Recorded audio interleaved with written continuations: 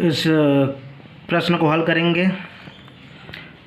इसमें क्या है, जो फर्स्ट देखते ही इस मन में आता है कि इस 2 से काट दें और बच गया 1, तो यहाँ आंसर हो जाएगा 20।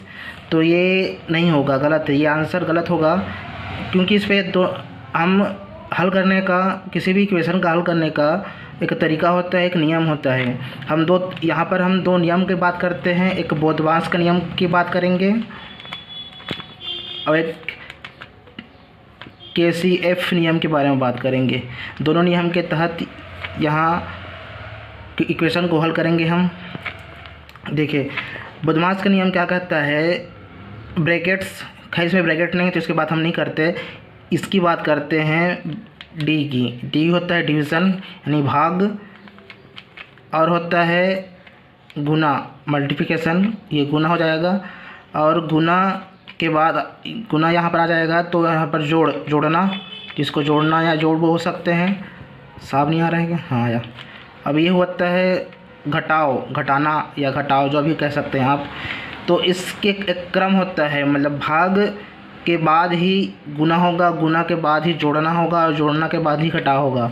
तो यहाँ पर हम भाग के बाद ही गुना करेंगे, पहले गुना नहीं करेंगे, भाग करेंगे, उसके बाद ही गुना किया जाएगा, तब इस इक्वेशन का आंसर सही तरीके से आएगा। ये इक्वेशन को हल करने का एक नियम होता है।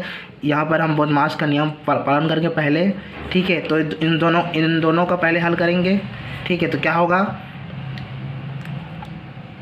अब इसके बाद एक और नियम आएगा KCF। इस नियम के तहत क्या होता है, जो भिन्न में रहता है, ये 1/2 ये भिन्न में है, भिन्न के पहले जो ये रहता है भाग, वो बदल जाता है गुना में, और अंश का हर में और हर का अंश में। मतलब ये हर अंश, ये वाला अंश है, ये वाला हर है, तो ये बदल जाएगा, आपस में बदल जाएगा। जैसे यहाँ पर हम ले लेते हैं, सीधा हल करते हैं, 20 का 20 आ जाएगा।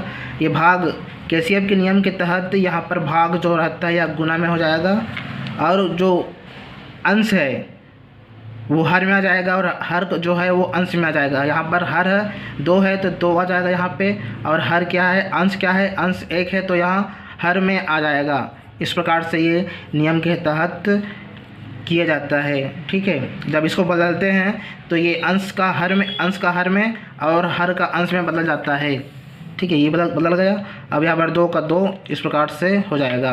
तो इसका आंसर हुआ, 1 का 2 रह जाना है, इसको मतलब नहीं पड़ता। तो यहाँ पर 20 40 गुना 2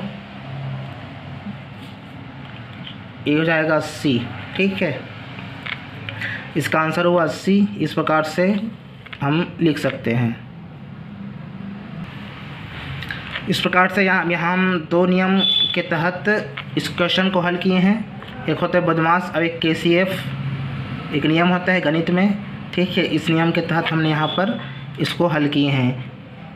एक बार बता देता हूँ, यहाँ पर जो भाग रहता है, इस नियम के तहत, KCF के नियम के तहत भाग गुना हो जाता है, और जो भिन्न में रहता है, जो अंश में जो रहेगा, ये वाला अंश है, अंश में जो रहेगा वो हर में चला जाता है, और हर में जो रहता है वो अंश में चला जाता है गुना के बाद, यहाँ पर गुना चिन्ह लिखने के बाद इस प्रकार से हो जाता है।